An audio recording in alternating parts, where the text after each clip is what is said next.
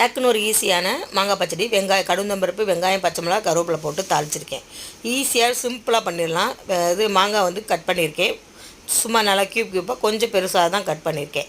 அதையும் ஒட்டுக்காக போட்டுடலாம். எதுக்கு நான் வடச்சட்டியில் வைக்காமல் இதில் வைக்கிறேன், 2 நிமிஷத்தில் வெந்துடும்னா அது நல்லா வெந்து அந்த மசிச்சு வரும்போது தாங்க அந்த டேஸ்ட்டே இருக்கும். அதனால் நான் எப்போவுமே குக்கரில் தான் செய்வேன். நல்லாவும் இருக்கும், ஈஸியாகவும் இருக்கும், சிம்பிளாகவும், டைம் வேஸ்ட் ஆகாமல் ஈஸியாகவும் பண்ணி முடிச்சிடலாம். அதுக்காண்டி தான் நான் பண்ணுறேன். இப்போ வந்து நான் என்ன செய்யணும், வெல்லத்தை வந்து நல்லா பொடுசாக கட் பண்ணி நல்லா இடிச்சிட்டு இதிலையே போட்டுக்கிறேன். அதோட ஒரு பிஞ்ச் ஆஃப் வந்து உப்பும் போட்டுக்குவேன். இது நல்லா கலக்கி விட்டுக்கலாம். பிஞ்ச் ஆஃப் உப்பும் போட்டு அப்புறம் கொஞ்சமாக வந்து தனி மிளகா அப்படி மட்டும் போட்டிருக்கேன். சூப்பராக இருக்குங்க. கொஞ்சமாக தண்ணி விட்டுருங்க. நல்லா முழுகிற அளவுக்கு ஊற்றிட்டு ஒரு 5 விசில் வச்சுருங்க. எதுக்கு 5 விசில் வச்சுருக்கேன்னு பார்த்திங்கன்னா, நல்லா வெந்து அது மசிஞ்ச தன்மைக்கு வரணும். இந்த மாதிரி தன்மைக்கு வருது பாருங்கள். இப்படி வந்துச்சுன்னு வச்சுக்கோங்க, நல்லாயிருக்கும். இப்போ இதோடையே நான் தேங்காய் பூ போடுவேன். இதுதாங்க ஹைலைட்டே. செம்ம டேஸ்ட்டாக இருக்குங்க. தேங்காய் பூ சில பேர் போட மாட்டாங்க.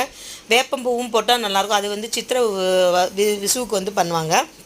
நான் வந்து அன்னைக்கு பண்ணுவேன். இது வந்து தேங்காய் பூ போடுறது தாங்க அல்டிமேட்டு. அந்த இனிப்பு, புளிப்பு, உப்பு எல்லாமே இருக்கும். செம்ம டேஸ்ட்டாக இருக்கும் பாருங்கள். அதை பிக்சர் ஆட் பண்ணியிருக்கேன். அதை எடுத்தும் காமிக்கிறேன் பாருங்கள். அல்வா பதத்துக்கு எப்படி வந்திருக்கு. இந்த மாதிரி நிறையா வீடியோ போட்டிருக்கேன் பாருங்கள். லைக் பண்ணி, ஷேர் பண்ணி, கமெண்ட் பண்ணி, சப்ஸ்கிரைப் பண்ண மறந்துடாதீங்க. ப்ளீஸ் சப்ஸ்கிரைப் பண்ணுங்கள். தேங்க்யூ, பாய்.